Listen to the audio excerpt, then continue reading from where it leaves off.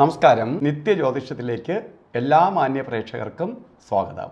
ഇന്ന് 1199 ആണ്ട് ഇടവമാസം 1-ാം തീയതി. ഇടവമാസം 1-ാം തീയതി ബുധനാഴ്ച, അതായത് 2024 മെയ് മാസം 15-ാം തീയതി ബുധനാഴ്ച. ഇന്നത്തെ നക്ഷത്രം ആയില്യം നക്ഷത്രമാണ്. നക്ഷത്രം ആയില്യ നക്ഷത്രം. ശരിക്കും ആയില്യ നക്ഷത്രം ശുഭനക്ഷത്രങ്ങളിൽ പെടുന്നതല്ല.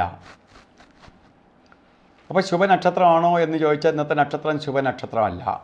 ശുഭകാര്യങ്ങൾക്ക് അത്ര അനുകൂലപ്രദമായ നക്ഷത്രമല്ല. അതുകൊണ്ട് ശുഭകാര്യങ്ങൾ ഇന്നത്തെ ദിവസം ആകെ മാറ്റി വയ്ക്കുന്നതാണ് നല്ലത്.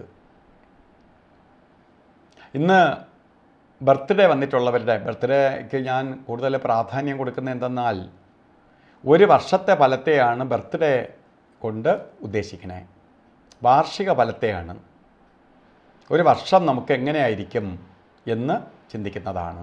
അപ്പോൾ ആയില്യ നക്ഷത്രം ഇടവമാസം 1-ാം തീയതി ആയില്യ നക്ഷത്രമായി ബർത്ത്ഡേ വന്നിട്ടുള്ളവർക്ക് ഒരു വർഷത്തെ ഫലത്തെ നമുക്ക് ചിന്തിക്കുമ്പോൾ നിങ്ങൾക്ക് ഭാഗ്യദായകമായ അവസ്ഥ തന്നെയാണ്.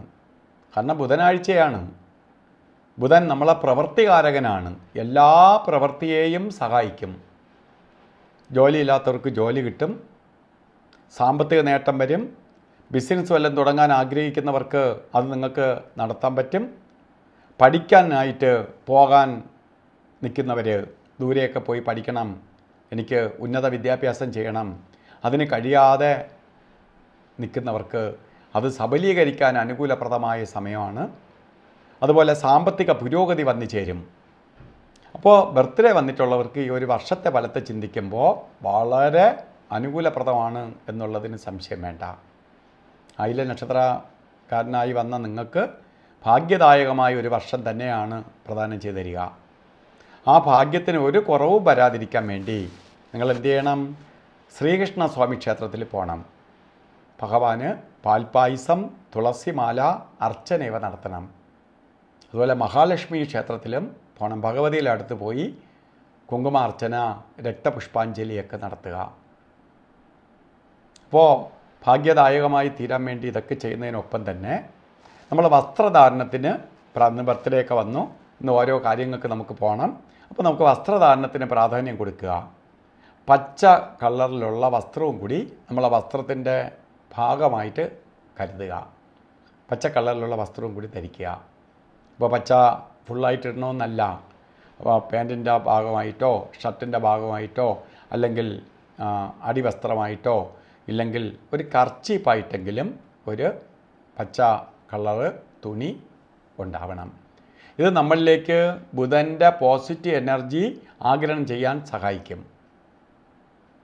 അതുപോലെ ഇന്ന് ശുഭകാര്യങ്ങൾക്ക് നല്ലതല്ല എന്ന് ഞാൻ പറഞ്ഞു. എങ്കിലും ചില ശുഭകാര്യങ്ങൾ ചെയ്തേ തീരുള്ളൂ എന്ന അവസ്ഥ വന്നാൽ നമുക്ക് അഭിജിത്ത് മുഹൂർത്തത്തെ ആശ്രയിക്കാം. 11:57 തൊട്ട് 12:45 വരെ അഭിജിത്ത് മുഹൂർത്തത്തിൻ്റെ സമയമാണ്. ഈ സമയം നമുക്ക് ശുഭകാര്യങ്ങൾക്കെല്ലാം തിരഞ്ഞെടുക്കാം. ശുഭകാര്യങ്ങൾക്കെല്ലാം അനുകൂലപ്രദമായ സമയമാണ്. അപ്പോൾ ഇന്നത്തെ ദിവസം നമുക്ക് യാത്രയ്ക്കൊക്കെ ഓരോ കാര്യങ്ങൾക്ക് ഇറങ്ങുന്നവർ രാഹുകാല സമയം നോക്കി പോകുന്നത് നന്നായിരിക്കും. രാഹുകാല സമയം ശരിക്ക് 12 മണി മുതൽ 1:30 മണി വരെ നീട്ടിട്ടുണ്ട്. 12 മണി മുതൽ 1:30 മണി വരെ അല്ല, 12:21 തൊട്ട് രാഹുകാലം ആരംഭിക്കുന്നു. 1:52 വരെ രാഹുകാല സമയമുണ്ട്. അതുപോലെ നമുക്ക് ചെയ്തു കൂടാത്തതായിട്ടുള്ള 2 സമയമാണ് യമകണ്ഠകാലവും ഗുളികകാലവും.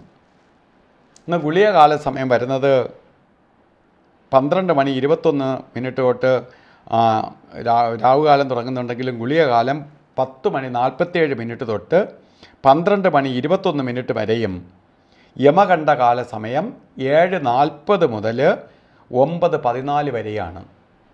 ഈ സമയം ഒരു ശുഭകാര്യത്തിനും എടുക്കരുത്.